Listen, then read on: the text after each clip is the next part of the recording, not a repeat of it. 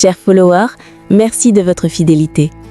Aujourd'hui, nous plongeons dans un sujet essentiel, l'autisme chez l'enfant, ou trouble du spectre autistique, TSA.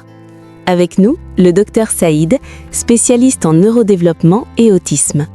Bonjour docteur, ravi de vous accueillir. Bonjour Nour, merci pour cette invitation. C'est un plaisir de partager des informations précises et actualisées sur ce trouble qui touche environ un enfant sur 100 en France, avec une prévalence plus élevée chez les garçons, ratio 3-4-1. Merci docteur. Commençons par les bases. Qu'est-ce que l'autisme chez l'enfant exactement ? Le TSA est un trouble neurodéveloppemental persistant, apparaissant dès la petite enfance. Il se caractérise par des déficits en communication sociale, comme un manque de contact visuel ou de partage d'intérêts, et des comportements répétitifs ou intérêts restreints. Les signes émergent souvent avant 36 mois. À 6-9 mois, absence de sourire social. À 12 mois, pas de babillage ou de pointage. Plus tard, routine rigide, stéréotypie motrice comme les balancements et hypersensibilité sensorielle. Des troubles associés comme TDAH, 50%, épilepsie, 20 à 30%, ou déficience intellectuelle, 30 à 50%, sont fréquents.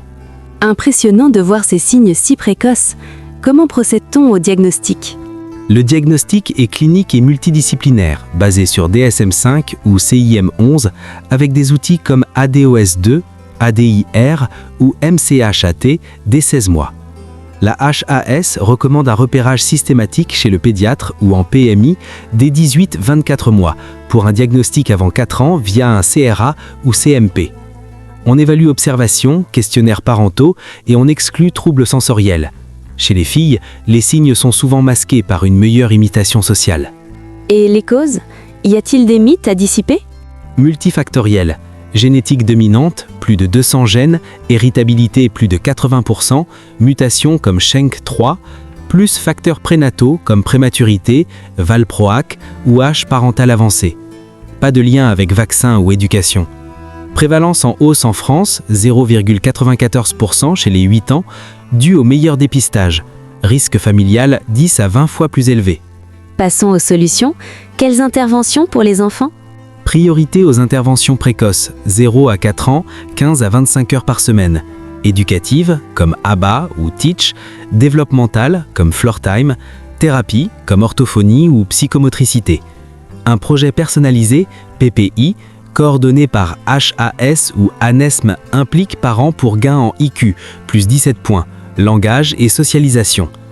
Pas de médicaments curatifs, mais symptomatiques, comme risperidone pour agitation. Inclusion scolaire progressive et stratégie nationale 2023-2027 soutiennent cela. Un mot sur le soutien familial et le pronostic ? Parents bénéficient de formations via CMP ou SESAD. Pronostic variable, 20% d'indépendance adulte avec intervention précoce qui réduit handicap secondaire. Recherche avance avec des essais sur biomarqueurs. Merci infiniment Dr Saïd pour ces éclairages experts et rassurants.